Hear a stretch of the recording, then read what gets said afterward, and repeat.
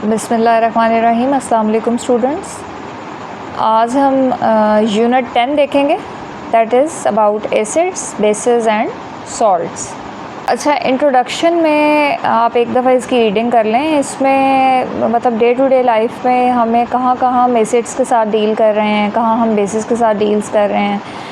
और some time हम सुनते हैं जी, जिस तरह से एसिड रेन, एसिड इंडाइजेशन, इस तरह की और भी बहुत सी चीज़ें हैं जो कि हम डील कर रहे होते हैं। तो ये चैप्टर पढ़ने के बाद at least you will be able to describe about an acid and a base, और एसिड्स बेसिस की क्लासिफिकेशन और उनके यूजेस क्या हैं, उनकी प्रॉपर्टीज़ क्या हैं, ये सब बातें जो हैं वो आप एक्सप्लेन कर सकेंगे। Our article number 10.1 is about concepts of acids and bases. Acids and bases are generally recognized by their characteristic properties। यानी वो किस तरह का बिहेवियर शो कर रहे हैं, उसके अकॉर्डिंगली हम उनकी क्लासिफिकेशन जो है वो देखते हैं। यहाँ पे हमारे पास एक टेबल है जिसमें प्रॉपर्टी मेंशन्ड है।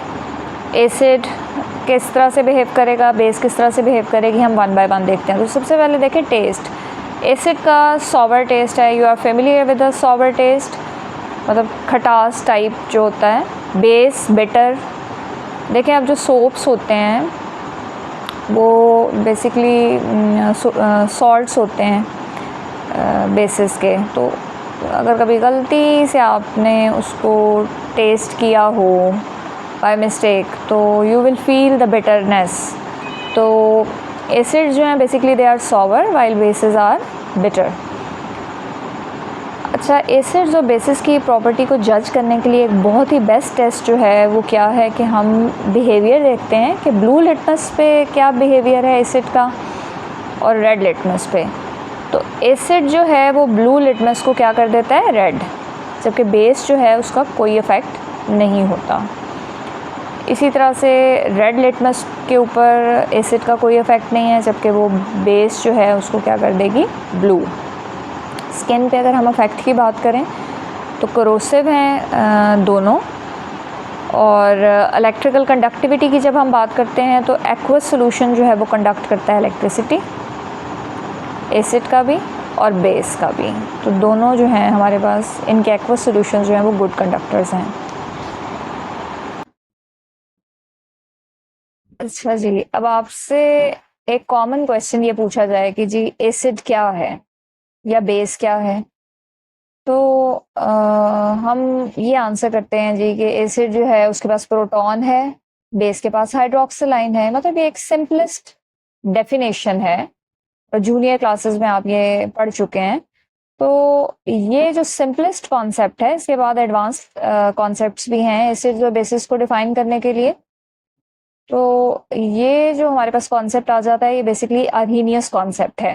1887 में हमारे पास अर्हीनियस एक साइंटिस्ट था जिसने प्रपोज की थी successful theory of acids and bases. According to this theory अब हम एसिड को डिफाइन कर लेते हैं। An acid is a substance that ionises in water to produce hydrogen ion. अब स्टूडेंट्स, ये जो H पॉजिटिव आयन है ना, इसको हम कहते हैं hydrogen ion. And a base is a substance that ionizes in water to produce hydroxyl ion। अब यहाँ पे देखें एग्जांपल्स दी हुई हैं HCl और NaOH की। HCl गैशियस फॉर्म में होता है, एसिड है ये, और वाटर के अंदर ये देखें प्रोटॉन दे रहा है और क्लोराइड आयन दे रहा है। इसकी इक्वेशन मैं आपको थोड़ा सा एक्सप्लेन कर देती हूँ। जिस तरह से ये देखें, हमारे पास है HCl गैस है, और जब हम वाटर में इसको डिसॉल्व करते हैं तो हमारे पास बन जाता है H पॉजिटिव आयन। और अब हम देखें यहाँ पे एक्वस मेंशन कर रहे हैं, साथ में बन जाएगा Cl नेगेटिव एक्वस। अब ये जो स्टूडेंट्स हमारे पास आयन है ना, इसका नाम क्लोराइड आयन है। उसके बाद हम देखते हैं NaOH है हमारे पास, सॉलिड फॉर्म में होता है। जब हम इसे वाटर में डिसॉल्व करते हैं तो Na पॉजिटिव एक्वस और साथ में बन जाता है हाइड्रोक्सिल आयन एक्वस। तो देखें, एसिड की डेफिनेशन ये थी कि वो वाटर में प्रोटॉन देता है। इसे हम हाइड्रोजन आयन भी बोलते हैं और प्रोटॉन भी बोलते हैं। और बेस की डेफिनेशन क्या थी जी कि वो वाटर में हाइड्रोक्सिल आयन दे रहा है, तो देखें ये फुलफिल हो रही है यहाँ पे। अच्छा, कुछ और एसिड्स भी हैं हमारे पास, जिस तरह से हम ले लेते हैं HNO3 लिक्विड होता है हमारे पास, H2SO4 है लिक्विड है हमारे पास ये भी। अच्छा, यहाँ पे अब हम देख लें कि क्या बनेगा। इसका नेम मैं मेंशन कर दूं, ये आपने भी याद करना है। नाइट्रिक एसिड है और ये आपके पास क्या है, सल्फ्यूरिक एसिड। इसे हम किंग ऑफ केमिकल्स भी बोलते हैं। अच्छा, HNO3 में आप देखें क्या बन जाएगा, H पॉजिटिव एक्वस, और साथ में ये देखें NO। अब मैं O जो है वो कैपिटल लिख रही हूँ क्योंकि N एक अलग एलिमेंट है, नाइट्रोजन ऑक्सीजन एक अलग एलिमेंट है। NO3-1, ये अब क्या है आपके पास, दिस इज नाइट्रेट आयन। तो देखें HNO3 ने भी वाटर में हमें क्या दिया, प्रोटॉन। उसके बाद सल्फ्यूरिक एसिड है, वाटर के अंदर ये हमें क्या दे रहा है, हाइड्रोजन आयन दे रहा है एक्वस, और साथ में क्या बन रहा है, SO4-2। ये क्या है जी, सल्फेट आयन। अच्छा, अब यहाँ पे आप देखें कि ये यहाँ पे 2 H के साथ हमारे पास 2 मेंशन है, तो हम यहाँ पे क्या लगाएंगे, 2, यानी H2SO4 को हम कहते हैं कि जी ये बाय प्रोटिक एसिड है, यानी 2 प्रोटॉन है इसके अंदर, तो ये 2 हाइड्रोजन आयन देगा और सल्फेट आयन भी दे रहा है साथ में।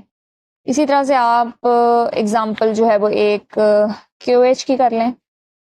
KOH वाटर के अंदर हमें क्या दे रहा है, K positive plus hydroxyl ion. अब स्टूडेंट्स आप आइडेंटिफाई करें कि ये एसिड है कि बेस, या आप मुझे कमेंट सेक्शन में बताएंगे।